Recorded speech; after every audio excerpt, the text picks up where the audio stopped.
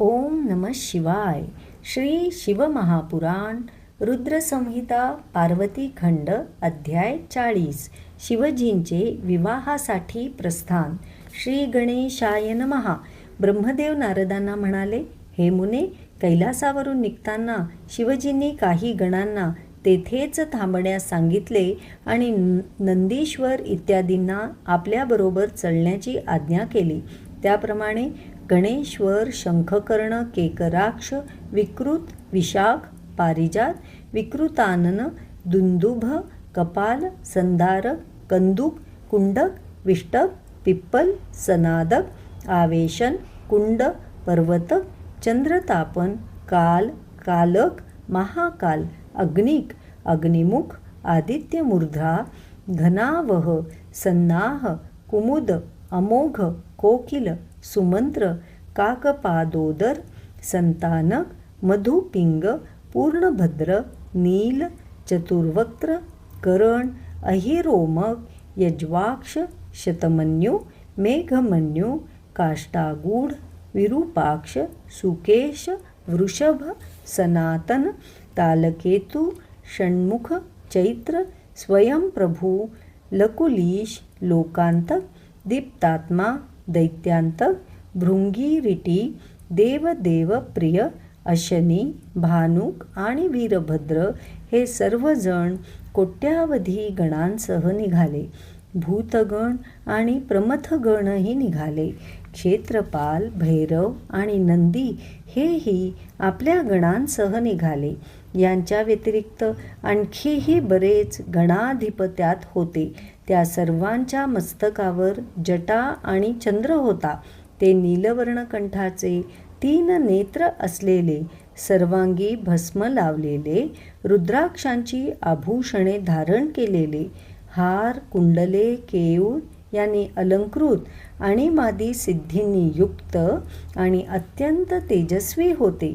त्यांच्यापैकी कोणी पृथ्वीवर, कोणी पाताळात, कोणी आकाशात, तर कोणी सप्तस्वर्गात संचार करणारे होते. फार काय सांगावे.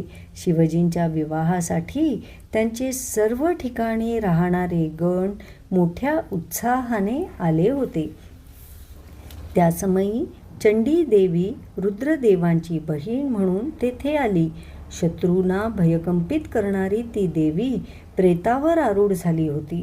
तिने सर्पाची आभूषणे घातली होती. तिच्या मस्तकावर अत्यंत तेजस्वी स्वर्णकलश होता.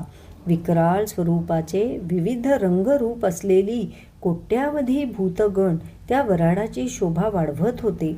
डमरू, भेरी आणि शंखांचा एकत्रित निनादाने दशदिशा दुमदुमत होत्या. शिवगणांच्या मागे देव, लोकपाल, सिद्ध ही मंडळी होती. त्यांच्या मध्यभागी भगवान विष्णू गरुड वाहनावर बसलेले होते.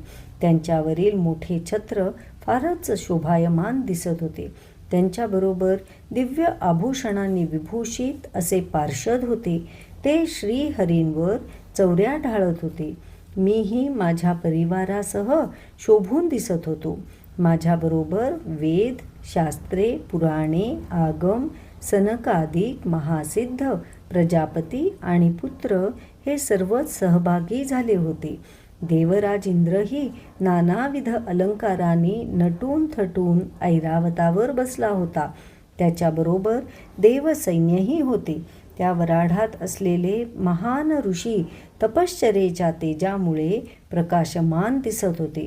शिवजींचा विवाह सोहळा पाहण्यासाठी शाकिनी, यातुधान, वेताळ, ब्रह्मराक्षस, भूते, प्रेते, पिशाचे, तुंबरू, हाहा व हुहू आदी श्रेष्ठ गंधर्व आणि किन्नर फारच उत्सुक झाले होते.